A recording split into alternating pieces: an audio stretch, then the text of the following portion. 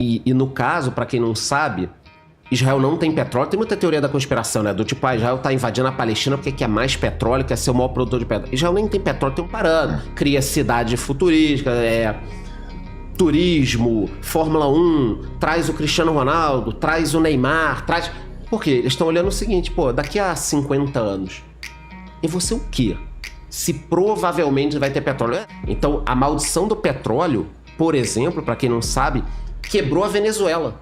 Sim. Por que a Venezuela? Eu consigo fazer você ter resultados rápidos no YouTube em poucas semanas ou até poucos dias, mesmo que você não saiba como começar. A única coisa que você precisa fazer é seguir o método revolucionário que eu desenvolvi para criar canais de sucesso no YouTube em 2 dias ou menos sem aparecer. Automatizar o teu canal no YouTube, transformar o YouTube numa linha de esteira, um vídeo atrás do outro, criação de vídeo praticamente sozinho. Você quer saber como fazer isso? Basta você clicar no botão aí embaixo. Mas a maldição do petróleo aí é uma coisa provada já. E no caso, pra quem não sabe, Israel não tem petróleo. Tem muita teoria da conspiração, né? Do tipo, Israel tá invadindo a Palestina porque quer mais petróleo, quer ser o maior produtor de petróleo. Israel nem tem petróleo, tem um pouco de gás e mesmo assim... Que é, na verdade, onde veio toda a coisa. Você pegar historicamente, né? Todo o problema de Israel, quando a Inglaterra chega ali naquele lugar, ela chega ali pensando que vai ter muito petróleo, por causa da Arábia Saudita, Iraque e tal. E não tem Quando ela vai explorar não tem petróleo, ela larga aquilo lá. Ela abandona aquele pedaço de terra. Era um desertão. Era um desertão. O que eu vou fazer aqui, então, né? Mas hoje eu penso, no passado, todo mundo achava assim, puta, que merda pra Israel não ter petróleo. Mas o fato de não ter petróleo, Isso aí. você é obrigado a desenvolver outras coisas. Que então, é a maldição que você a maldição do petróleo. A maldição que o Charles está falando é que países que são grandes produtores de petróleo naquela região hoje, eles estão querendo mudar isso. Que é a Arábia Saudita, Isso. Emirados Árabes Unidos, os caras estão indo para um lado mais tecnológico para tirar esse lance da gente ser dependente E do não petróleo. querem guerra. E não querem. A Arábia Saudita estava praticamente fechada já com Israel um acordo de paz, de reconhecimento mútuo. Veio o atentado de 7 de outubro. É óbvio que tem interesse do Irã nisso, porque ele não queria a paz ali. Mas a Arábia Saudita hoje já pensa o seguinte, porra, eu tô aqui, tenho dinheiro pra cacete, o petróleo daqui a X anos, ninguém sabe exatamente quanto tempo vai acabar. E esses países já estão se preparando para isso, Já estão né? se preparando. Cria cidade futurística, turismo, Fórmula 1, traz o Cristiano Ronaldo, traz o Neymar, traz... Por quê? Eles estão olhando o seguinte, pô, daqui a 50 anos, e você o quê?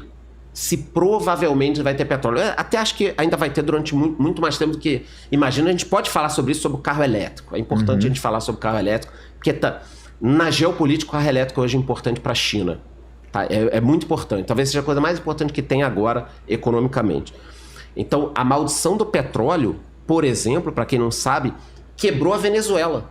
Sim. Por que a Venezuela? Quando Hugo Chávez entrou ali, e um pouco depois, quando o petróleo começou a subir, ao invés dele pegar o dinheiro do petróleo, vender no preço certo e fazer com que o país melhorasse, ele começou a dar benesse pro povo. Ah, você é contra dinheiro pro povo? Claro que não, porra. Só que você não pode pegar um dinheiro que não é garantido aquele valor todos os anos e distribuir como se fosse uma renda fixa. É isso aí.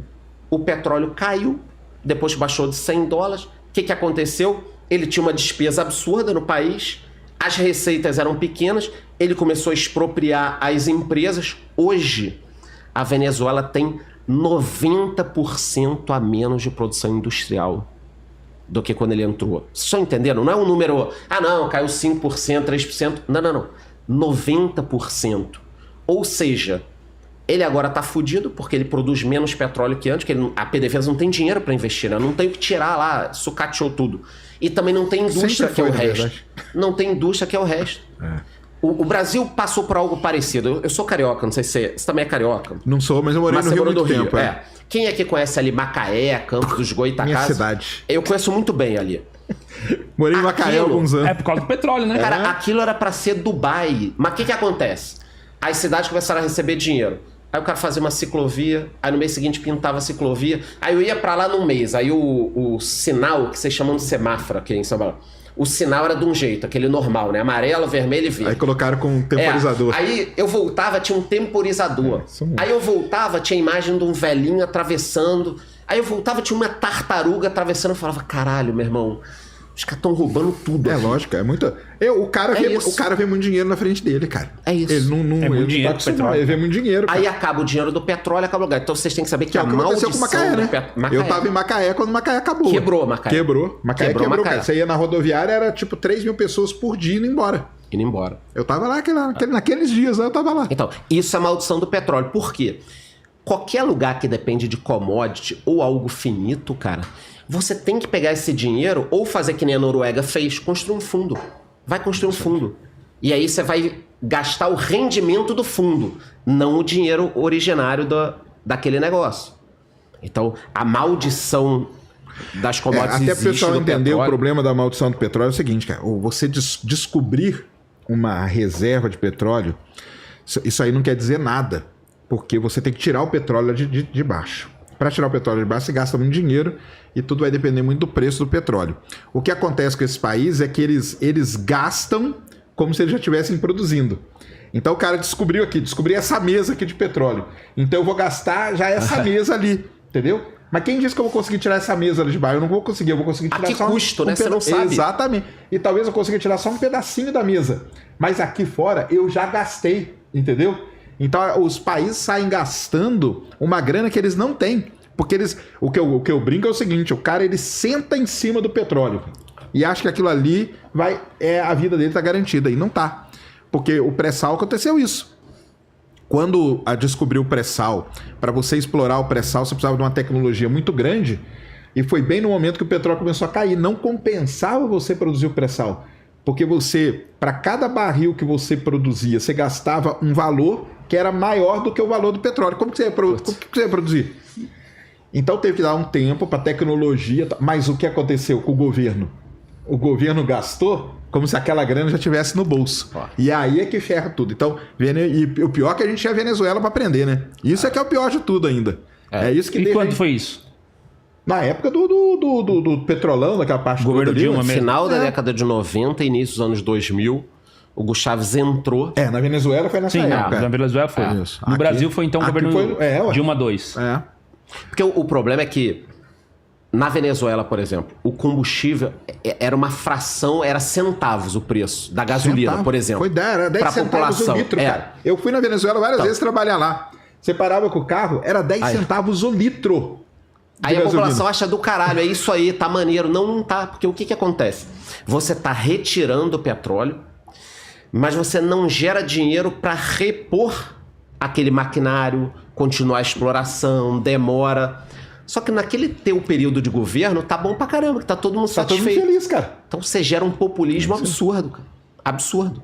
Tinha gente no Brasil que atravessava a fronteira, ia lá na Venezuela... Para abastecer. Fazia galão. Teve muita gente que morreu nessa história porque o carro pegava fogo voltando. Cara, puta merda. O cara enchia o galão, enfiava um monte de galão dentro do carro a 10 centavos o litro e vendia baratinho na cidade. Só que no caminho o carro pegava fogo. Muita gente aconteceu isso, cara. Caramba. Então é um... E o petróleo hoje, enquanto a gente está, para alguns num vídeo, para outros numa live, em uma semana ele saiu de $69. Nesse momento, antes de entrar aqui no episódio ao vivo, vocês podem olhar agora o preço do petróleo, $79. Isso faz muita diferença, porque quando o petróleo sobe ou desce, vocês não têm ideia da dinâmica da economia dos países. Porque tem país que abaixo de $70, algumas regiões já não valem a pena. Exatamente. Você já está matando alguns campos. Tem outros países, Irã e Arábia Saudita, que se você tropeçar na rua e cair com o cotovelo, sai petróleo. Aí para esse cara, $5, $10, $15, tá bom pra cacete. Estados Unidos, $50 ali... mas aí até pra gente explicar o negócio dos Estados Unidos, que eu vi até alguém falando aqui, mas porque os Estados Unidos que é o petróleo lá. Cara, isso não é mais verdade. Não é verdade há 10 anos. Mas porque aconteceu um negócio muito importante nos Estados Unidos. O xisto lá, fala. Isso, tem guerras que sim, elas eram por conta do petróleo. Principalmente a Guerra do Golfo, né? Aquela parte toda, naquele período lá. Os Estados Unidos, boa parte do petróleo dele hoje fica no estado da Pensilvânia, e para produzir o petróleo, eles precisam fazer um negócio que chama-se fraturamento hidráulico. O petróleo ele é um gás que está preso dentro de um cimento, que a gente chama de xisto, né, o folhelho, e o gás não sai dali, a não ser que você quebre ele, cria uma fratura e o gás vai sair. Só que esse processo de chama fracking, fraturamento hidráulico, ele é muito perigoso, porque se você não fizer ele bem feito, polui o lençol freático e tudo mais. E isso é um problema durante muitos e muitos anos, desenvolver a tecnologia. Eu sei disso porque eu trabalhei no fraturamento, eu ajudei a desenvolver o fraturamento hidráulico da maneira correta, quando trabalhava na Halliburton, entendeu? Então, a gente teve que desenvolver uma maneira de você fazer o fracking de modo que você não atingisse o lençol freático e o gás saísse pelo lugar certo. Quando descobriram isso, acabou, cara. Porque aí tem um campo nos Estados Unidos, vocês procurem aí, chama Marcellus Field, que fica na Pensilvânia, que é um dos maiores campos de petróleo do mundo, que é produzido tudo por faturamento. Quando fez isso, os Estados Unidos, quando ele dominou isso, os Estados Unidos virou autossuficiente. Dominou a tecnologia, Dominou a tecnologia, virou autossuficiente. Sabe o que ele fez? Cara, agora, vocês querem se matar e por petróleo? Cara, vocês se matem, eu não tenho mais problema com isso, entendeu? E nessa ele abandonou países que meio tinham os Estados Unidos ali como aliado, porque, cara, eu tenho muito petróleo, os Estados Unidos vão ficar do meu lado, entendeu? E agora meio que os Estados Unidos vai abandonar. Fala, cara, vocês que se virem aí, cara, eu tô quieto aqui na minha, tô produzindo. E aí produzindo. A turma da teoria da conspiração aqui vai ter que procurar outra coisa, que não é petróleo, mas aí inventa outra história, né? Inventa outra história, cara, é isso aí. Brasileiro, gente do Ocidente aqui, odiando os Estados Unidos e amando o Irã e Rússia, cara, tem que estar muito fora do contexto realmente. A pessoa tem que ser... Muito fora da casinha. Cara, tem que ser muito idiota. É mesmo.